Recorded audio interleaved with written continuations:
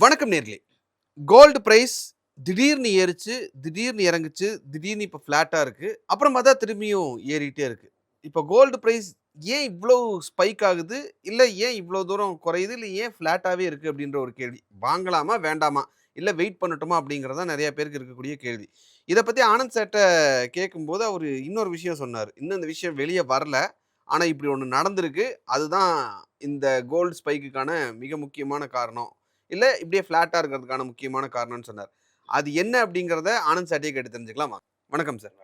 Sir gold price வந்து இப்போ திடீர்னு நேத்து ரேட் ஏறுச்சுங்க சார். இன்னைக்கு ஏறும் அப்படின்னு நீங்க காலையில சொன்னீங்க. ஆனா இந்தியன் மார்க்கெட்ல இன்னும் ஏறல அப்படின்னு நான் சொல்லும்போது, இல்ல அதுக்கு ஒரு காரணம் இருக்கு. இன்னும் அந்த நியூஸ் வெளிய வரல அப்படின்னு சொல்லி நீங்க ஒரு விஷயம் சொன்னீங்க. அது என்ன சார்? எங்களுக்கு புரியிற மாரி கொஞ்சம் சொல்லுங்க. ரூ. 4300 $300 தாண்டிடுச்சுங்க. ம். அப்ப இங்க கொஞ்சம் ஏறணும். அதாவது 1 அவுன்ஸ் கோல்டு $4300 தாண்டிருச்சு. தமிழ்நாட்டுல இருக்கிற எல்லா போர்ட்லயும், ம். ஆந்திரால இருக்கிற போர்ட்லயும், கொச்சின்லயும் ஆல்மோஸ்ட் எல்லாம் பாம்பே அதெல்லாம் சேர்த்தீங்கன்னா, ம். 100 டன் கோல்டுக்கு மேல போர்ட்ல வந்து இறங்கிடுச்சு. டியூட்டிலாம் கட்டி ரெடியா இருக்கு. யாராவது இங்க வாங்கினாங்கன்னா வெளில எடுத்துருவாங்க. ஓகே. ஸோ போர்ட்டுக்கு வந்துருச்சு. அத யாரும் வாங்குறதுக்கு ஆள் இல்லைங்களா? இம்போர்ட் பண்றவன் காசு குடுத்து இம்போர்ட் பண்ணி டாக்ஸ்லாம் கட்டி ரெடியா வச்சிருக்கிறான். Okay sir.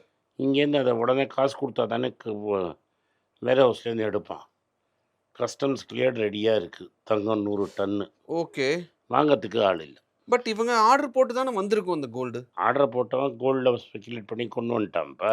ஓகே. இங்க வாங்கறதுக்கு ஆள் இல்ல. ஓகே. உள்ள மார்க்கெட்ல வாங்குறதுக்கு ஆள் இல்ல. ஸோ கடையில கொண்டு வந்து வச்சாலும் இன்னைக்கு கோல்டு வாங்குறதுக்கு ஆள் இல்லைங்கிறது இப்ப தான். நம்ம தங்க மயில்லயே நீங்க ரிசல்ட் பார்த்தீங்கன்னா, ம். ஜூலைல முதல் 30 நாள்ல ம். சேல்ஸே இல்லையே. கல்யாணமே ரூவால ஏறுது. ம். பட் கிராம்ல கணக்குல சேல்ஸ் இறங்கி இருக்குல்ல. ஸோ கோல்டு வாங்கறதுக்கு மக்கள் ரெடியா இல்லங்கிறது தான் பொருள். என்ன சார் புதுசா சொல்றீங்க? அதனால கமெண்ட்ல தானே வந்து கேட்டுக்கிட்டே இருக்காங்க சார். கோல்டு இப்ப வாங்கலாமா? ஃபோன் கால் வருது. WhatsAppல கேட்கறாங்க. இப்ப 20% தங்க மயில் குறைஞ்சதுல்ல.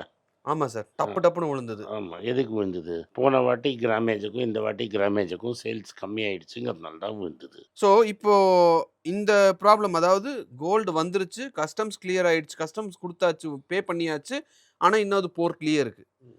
அப்போ அந்த கோல்டு டப்புன்னு மார்க்கெட்குள்ள கம்ப்ளீட்டா பல்க்கா வந்து ஃப்ளஷ் ஆச்சு அப்டின்னா, கோல்டு பிரைஸ் அப்ப விழும்னு புரிஞ்சுக்கலாமா சார்? அப்படிலாம் ஒண்ணு. அதுக்கு மேல இன்னொரு கோல்டே இருக்கு. என்னதுங்க சார்? இப்ப குருவி கோல்டு ம், அப்படின்னு ஒண்ணு இருக்கு. ம். இந்த என்ன பண்ணும் குருவி பறந்து பறந்து கோல்டு எடுத்துன்னு வரும். ஆமா. ம், கோல்டன் சுடியா, சோனே கே சுடியான்லாம் நம்ம அட்வர்டைஸ் ம், பண்ணியிருக்கோம். இந்தியால வந்து கோல்டு பறவையே தங்கமா பண்ணியிருந்தோம்னு தான் நம்ம சொல்லுவோம். ம், அது மாரி ஒரு குருவி என்ன பண்ணும், துபாய்லேருந்து பறந்து பறந்து இங்க வரும். ம், அந்த குருவி கோல்டு வந்து இப்ப வந்து நெறைய இருக்கு. ம், குருவி வந்து ம், வந்திருக்கு நெறைய. இப்ப நம்ம டாக்ஸ ஏத்தி விட்டதுல, ம். குருவி கோல்டுக்கு நெறைய டிமாண்ட் ஆயிடுச்சு. நேச்சுரலா குருவி கோல்ட கொண்டு வந்து வச்சதுனா இங்க, ஆக்சுவல் கோல்டுக்கும், குருவி கோல்டுக்கும் ரூ. 1000 வித்தியாசம் இருக்கும். ஓகே. ஏன்னா, இம்போர்ட் டாக்ஸ இன்கிரீஸ் பண்ணதுனால இங்க ரேட் ஜாஸ்தியா இருக்கு. துபாயில இருந்து இங்க எடுத்துட்டு எடுத்துட்டு ஸ்மகிள்டு கோல்டு வருது. அது விலை கம்மியா இருக்குன்னு எதுக்கு நெறைய பேர் ஸ்மக்கிள்டா வாங்குறாங்க. சொல்றேன்? குருவி கோல்டு. ஓகே. குருவி கோல்டு வருது. அது விலை கம்மியா இருக்குன்னு மக்கள் அதுக்கு போறாங்கன்றீங்க. ஆமா. ஆனா ஓகே. இப்ப குருவி கோல்டுக்கும், நம்ம ஆக்சுவல் கேஷ் கோல்டுக்கும் ம். மார்க்கெட்ல ரூ. 1000 வித்தியாசம் இருக்கு. ஓகே. நாம வாங்குற கோல்டுக்கும். அதுக்கும் இதுக்கும் அந்த கிராமுக்கு. கஸ்டம்ஸ் டியூட்டி போட்ட கோல்டுக்கும், ம். லேட்டஸ்ட் டாக்ஸ் கட்டின கோல்டுக்கும், குருவி வந்த கோல்டுக்கும் ரூ. 1000 வித்தியாசம் இருக்கு. கிராமுக்கு. கிராமுக்கு. அதனால அதனால என்ன அர்த்தம்? மக்கள்லாம் வந்து துபாய் விலைக்கே இங்க கிடைக்குதுன்னு அர்த்தம். அப்போ மக்கள்லாம் பிளாக் மார்க்கெட்லயே கோல்டு வாங்கிக்கிறாங்கன்னு சொல்றீங்களா? நீங்க போனாலாம் குடுக்க மாட்டாங்க. நீயும் நானும் போனாலாம் கிடைக்காது. ஓகே. அது ஒரு சீக்ரெட் சொசைட்டி ஒண்ணு இருக்கு. அவங்களுக்கு மட்டும் கிடைக்கும். அது என்ன சார் சீக்ரெட் சொசைட்டி? ஐயோ! சீக்ரெட் சொசைட்டின்னா டக்குன்னு வரமாட்டேங்குது எனக்கு. சரி சொல்லுங்க சார். அது என்ன சார் சீக்ரெட் சொசைட்டி? அதுக்குள்ள அவங்களுக்கெல்லாம் தெரியும். சரி, ஓகே. ஒரு ஒரு சொசைட்டி ஆஃப் பீப்பிள் இருக்காங்க. அவங்களுக்குள்ள மட்டும் அது ட்ரேட் ஆகுமா? ட்ரேட் ஆகும். சரி சார். நான் போய் கேட்டு, நீ போய் கேட்டா, ம்.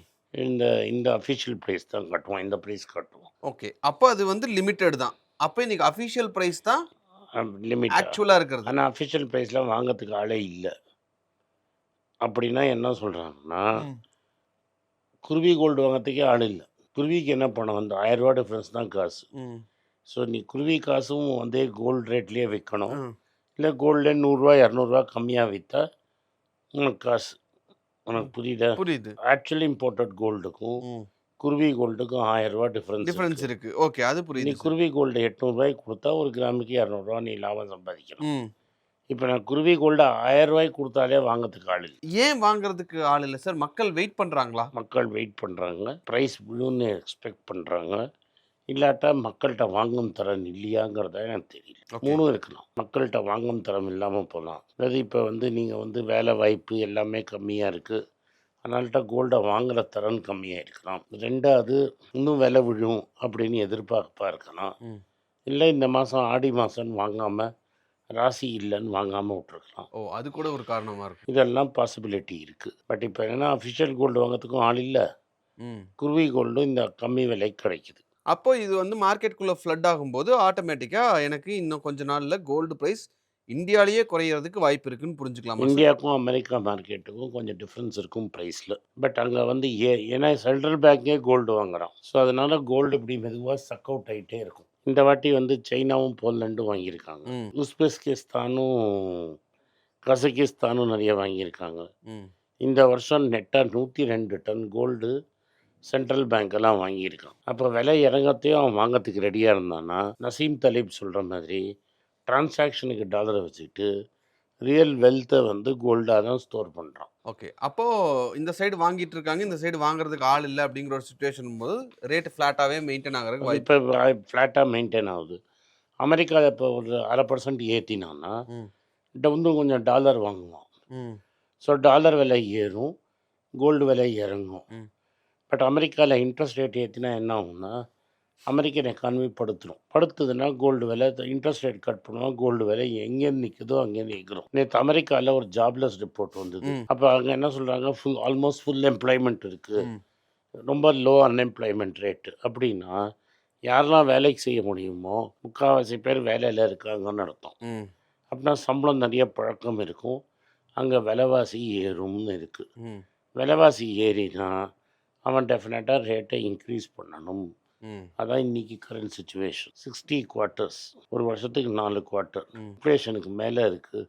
நான் டார்கெட் ரேட்டுக்கு மேலே 5 வருஷமாக, அதான் சொல்றேன் நான். இது உங்களுக்கு கொரோனாக்கு அப்புறம் தான் அது 60 மாதம், ஒரு 5 வருஷம்னு வச்சுக்கலாம் சார் 5 அப்ராக்சிமேட்டா. மாதம், நியர்லி 5 இயர்ஸு. ம். யூஎஸ் இன்ஃப்ளேஷன் அவங்களோட டார்கெட் ரேட்டுக்கு மேலே இருக்குது. அதனால் ரேட்டு குறைக்கிறது ரொம்ப கஷ்டம். ரேட்டு ஏற்றுறது தான் வாய்ப்பு.